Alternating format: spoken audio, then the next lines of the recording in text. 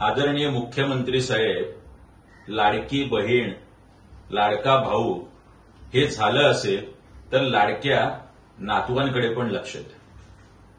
आरटीईमध्ये 10,000 पेक्षा जास्त शाळांमध्ये आणि 1,15,000 पेक्षा जास्त जागा असलेल्यामध्ये अजूनही वंचित आणि दुर्बल घटकातील मुलांना महाराष्ट्रामध्ये प्रवेश मिळालेला नाही.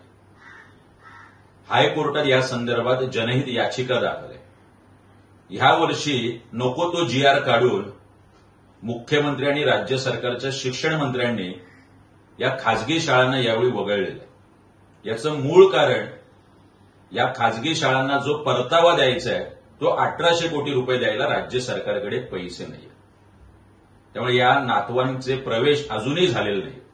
माझी मुख्यमंत्र्यांना विनंती आहे, आपण ह्या 1,800 कोटी खासगी शाळांचा परतावा लवकरात लवकर द्या आणि महिना उलटला, शाळा सुरू झाल्या तरीही अजून ह्या मुलांना प्रवेश मिळालेला नाही.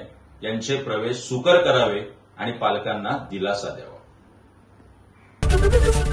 एबीपी माझा, उघडा डोळे बघा नीट.